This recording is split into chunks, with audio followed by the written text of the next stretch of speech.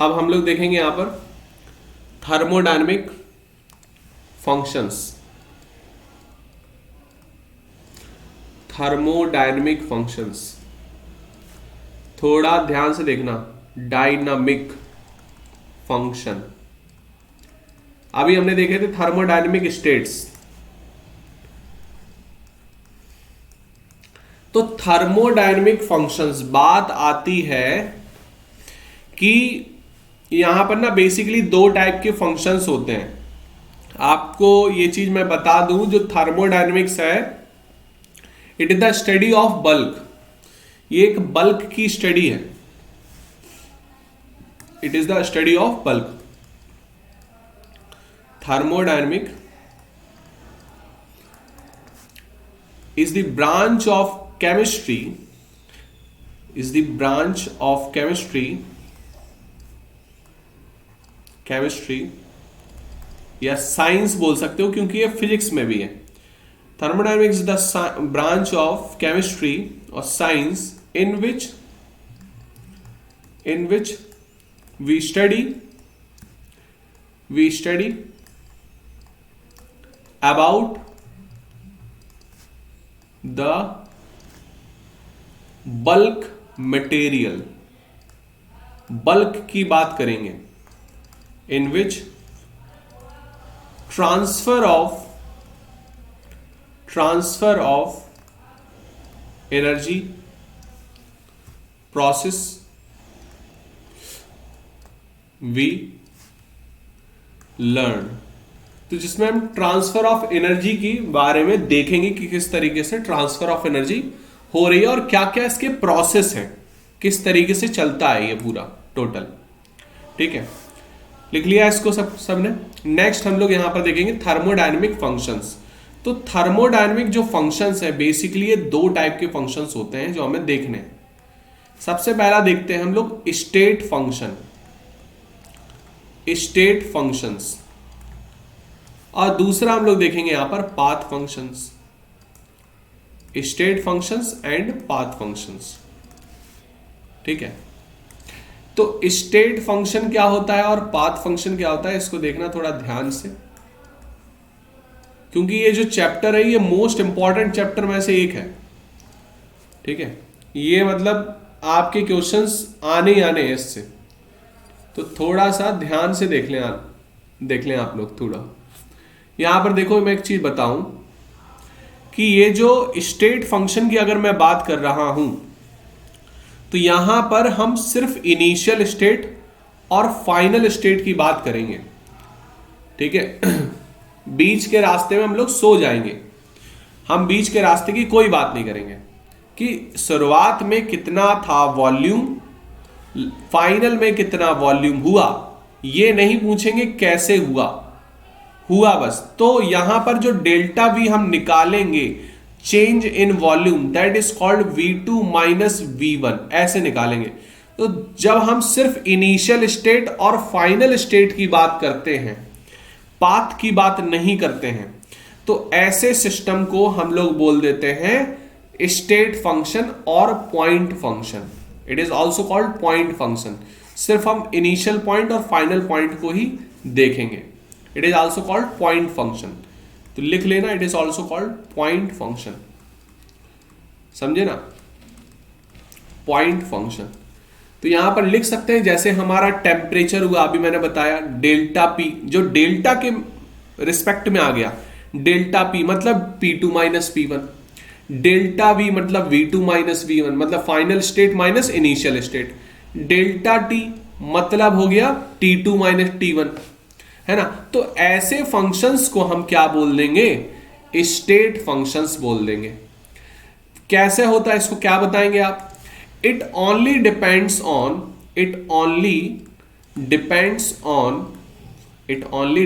On initial and final state, initial and final state. ये सिर्फ initial और final state पर ही डिपेंड करता है। समझ में आ रही बात कि नहीं, it only depends on initial and final state. कोई डाउट? अगर इसका हम साइक्लिक इंटीग्रल करें, साइक्लिक इंटीग्रल का मतलब समझे कि आपने जहां से चलना स्टार्ट किया, इनिशियल पॉइंट भी यही और फाइनल पॉइंट भी आपका यही, तो फिर क्या हो जाएगा, डेल्टा क्या निकलेगा, चेंज इन तो जीरो निकलेगा ना, यहां पर चेंज क्या निकलेगा, यहां पर जीरो। तो यहां पर ये भी लिख लेना, cyclic cyclic integral cyclic integral is always zero. इसमें साइक्लिक इंटीग्रल क्या होगा, जीरो होगा भैया, क्या होगा, जीरो। बात समझे कि नहीं? इसको आप, मैं हटा दे रहा हूं, ये आप रिकॉर्डिंग में देख लेना, नहीं लिखा तो लिख लेना। क्लियर है ना बात? तो आप यहां पर जब साइक्लिक प्रोसेस में देखेंगे तो साइक्लिक इंटीग्रल क्या होगा, यहां पर जीरो होगा। कोई डाउट? साइक्लिक इंटीग्रल क्या होगा, जीरो। और यहां पर और बता सकते हैं, ये बेसिकली प्रॉपर्टी होती है सिस्टम की, it is a property of system. ठीक है, एग्जाम्पल में यहां पर मैंने आपको ये बता ही दिया, जैसे प्रेशर हो गया, ठीक है, प्रेशर हो गया, चेंज इन प्रेशर, वॉल्यूम हो गया, ठीक है, टेम्परेचर हो गया, ठीक है, टेम्परेचर हो गया, डेंसिटी हो गई, final density minus initial density, enthalpy हो गई, इंथैल्पी मतलब एनर्जी जो कांस्टेंट प्रेशर पे होती है उसको हम इंथैल्पी बोलते हैं, कई बार मैं बता चुका हूं ये। इंटरनल एनर्जी हो गई, इंटरनल एनर्जी डिपेंड करती है यू पे, यू को डिनोट करते हैं यू से, कैपिटल यू। तो इंटरनल एनर्जी, अभी हम ये सारी चीज पढ़ेंगे बहुत डिटेल में, इंटरनल एनर्जी की बात कर लेंगे, ठीक है, एंट्रोपी की बात कर लेंगे, एंट्रोपी मतलब डिस्टर्बेंस, ठीक है, एसेट्रा। तो ये सारी चीज हम देख लेंगे। इंटरनल एनर्जी होती है यू से डिनोट करते हैं, change in energy. Entropy delta S, enthalpy को डेल्टा एच से करते हैं। डेंसिटी आपको पता है रो या डी। टेम्परेचर ये ले लेंगे, pressure delta P, volume delta we. तो ऐसे हम देख लेंगे। तो यहां पर सारे डेल्टा वाले क्या है, सब delta delta delta delta delta. Clear है सभी को? जब चेंज इन की बात करेंगे तो यहां पर सिर्फ इनिशियल और फाइनल स्टेट की बात करेंगे। तो ऐसे कौन से सिस्टम हैं जो पाथ पर हम बता सकते हैं? क्योंकि ये तो क्लियर हो गया कि हम स्टेट फंक्शन, ये बिल्कुल हम बता सकते हैं क्या इनिशियल प्रेशर है, क्या फाइनल प्रेशर है, और क्या चेंजमेंट ऑफ प्रेशर निकला, वो हम बता सकते हैं। अगर मैं आपसे कहूं, ध्यान से सुनना बात को, वरना समझ में नहीं आएगा आपको, बिल्कुल ध्यान से सुनना, कॉन्सेप्ट यहीं पर क्लियर हो जाएगा। और आज से पहले आपने ये महसूस भी नहीं किया होगा, मुझे पता है आप लोगों की चीजें। तो अगर मैं आपसे कहूं कि वर्क जो है, वर्क काम, वर्क जो है वो स्टेट फंक्शन नहीं है, वो स्टेट फंक्शन नहीं है।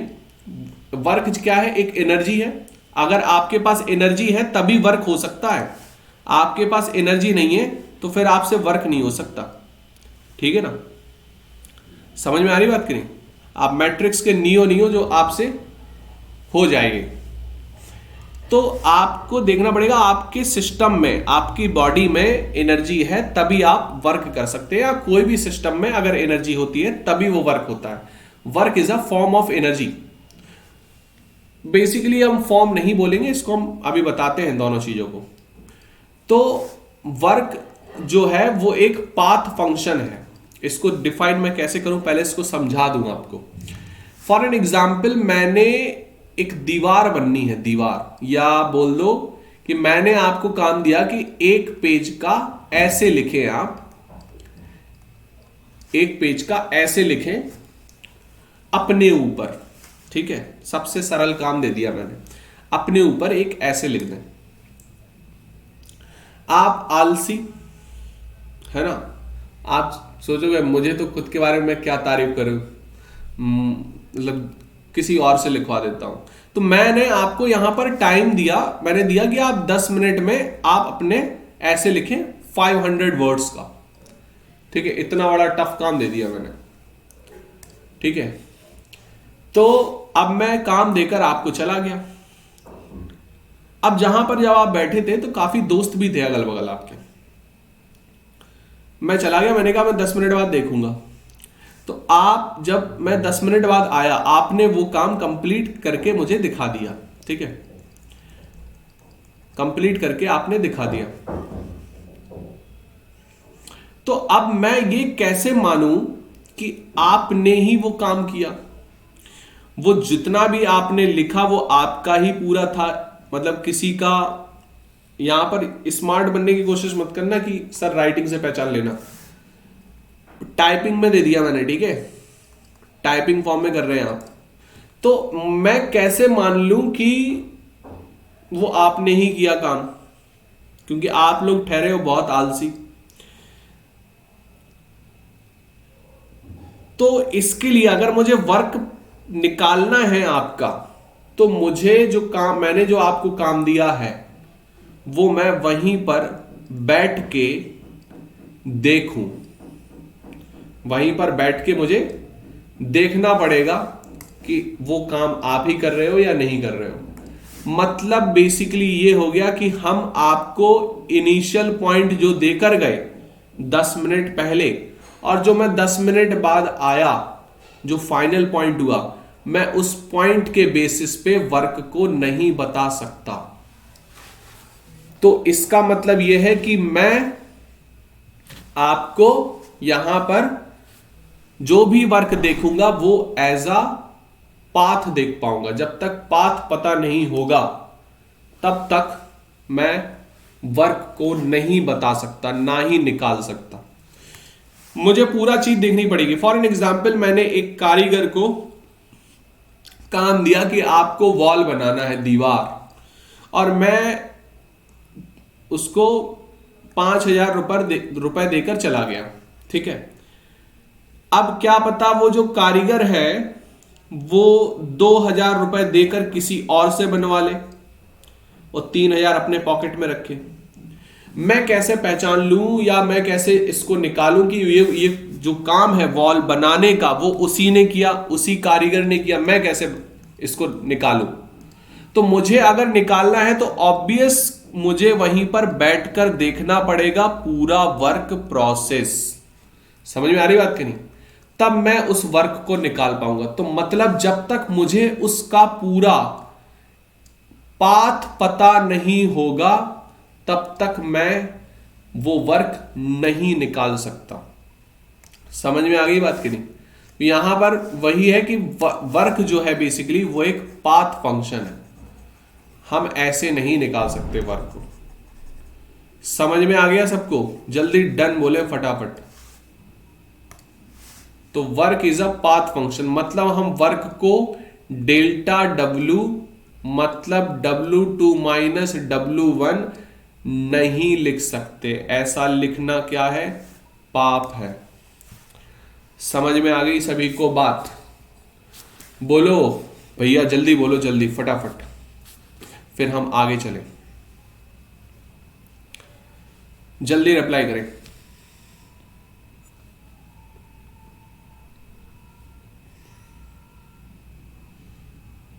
सोए हुए प्राणियों जल्दी रिप्लाई करो।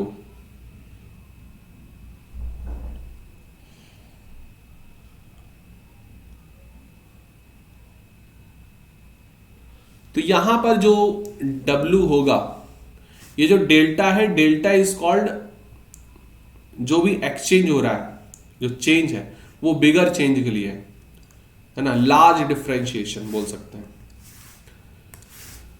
लार्ज डिफरेंशिएशन बताता है ये, लार्ज डिफरेंशिएशन। और जो डेल्टा है, डेल्टा ये बताता है स्मॉल डिफरेंशिएशन, स्मॉल डिफरेंशिएशन।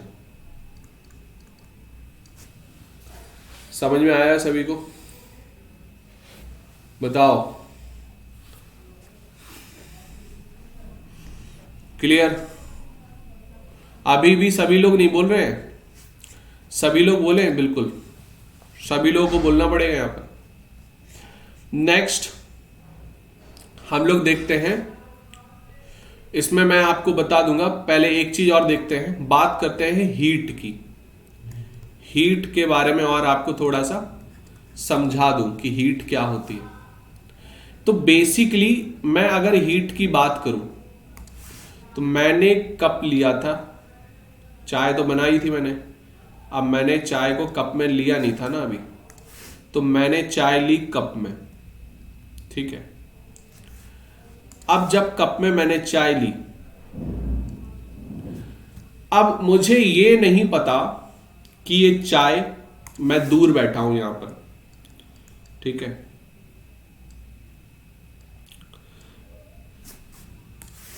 दूर बैठा हूं मैं,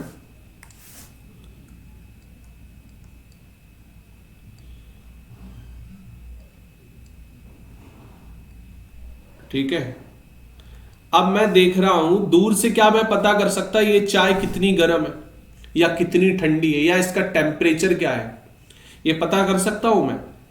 नहीं पता कर सकता। उसके लिए मुझे अपना हाथ इस कप में लगाना पड़ेगा, तब मुझे पता चलेगा कि ये चाय कितनी गर्म है ना? समझ में आ रही बात कि नहीं? तो मतलब ये है, जो इस कप की हीट एनर्जी है, हीट एनर्जी, वो तब पता चलेगी जब हम इसके कांटेक्ट में होंगे। कांटेक्ट का मतलब यह है कि यहां पर गर्म सिस्टम और यहां पर ठंडा सिस्टम, टेम्परेचर इसका कम, इसका टेम्परेचर ज्यादा। और हीट कैसे पता करेंगे हम, ध्यान से सुनना, पहले समझ लेना और फिर उसके बाद डन बोल देना सभी लोग। कैसे पता करेंगे कि हीट क्या है? हमने महसूस नहीं किया अभी तक, मैंने सुना ही है बस हीट हीट। महसूस तभी कर पाते हैं जब हम किसी गर्म चीज को पकड़ते हैं, दूर से हम हीट पता नहीं कर सकते। तो किसी गर्म चीज को मैंने पकड़ा, तब वो कांटेक्ट में आई और हीट तब महसूस हुई जब मेरी बॉडी का टेम्परेचर था कम और उसका टेम्परेचर था ज्यादा।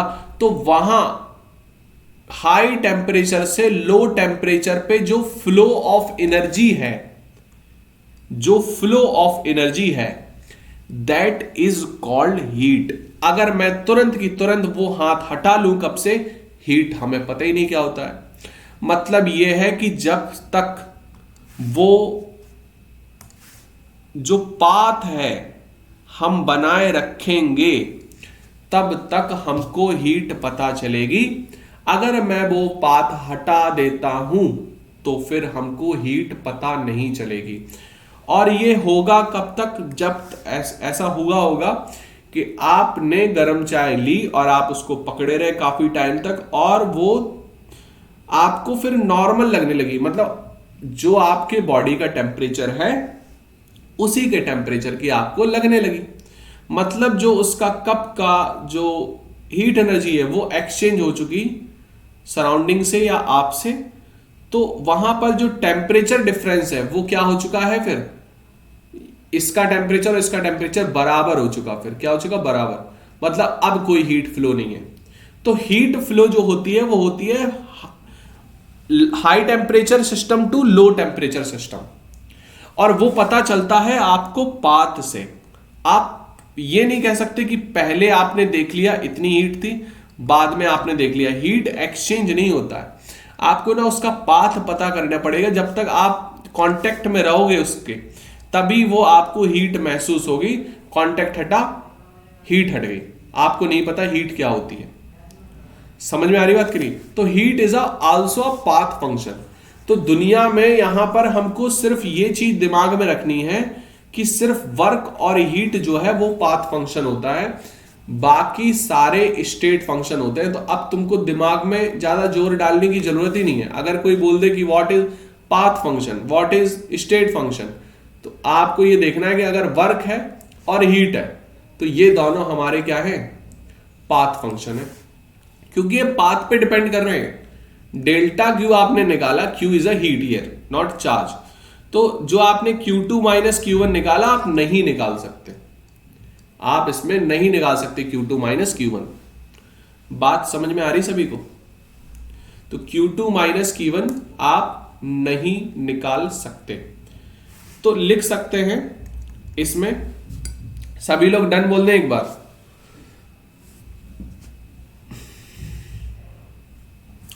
यहां पर लिख सकते हैं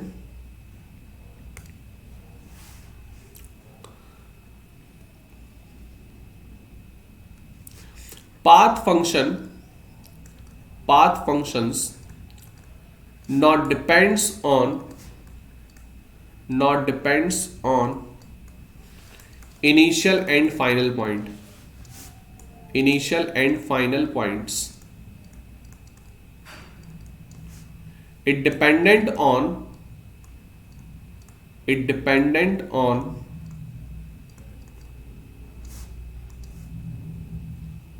followed path.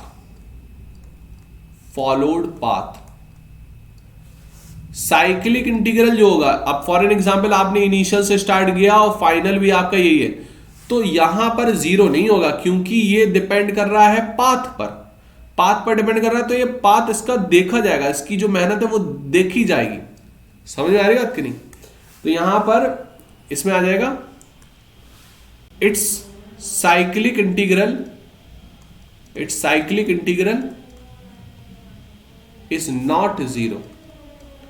is not zero। समझ में आ गई है कोई बात? कोई डाउट बोलो। क्लियर है सभी को? हाँ। इसका एग्जाम्पल लिख सकते हैं हीट एंड वर्क, ये एग्जाम्पल्स हो गए इसके, ठीक है? ये इसके एग्जाम्पल्स हो गए। सभी लोग एक बार डन बोल दें, फिर हम लोग चलते हैं आगे।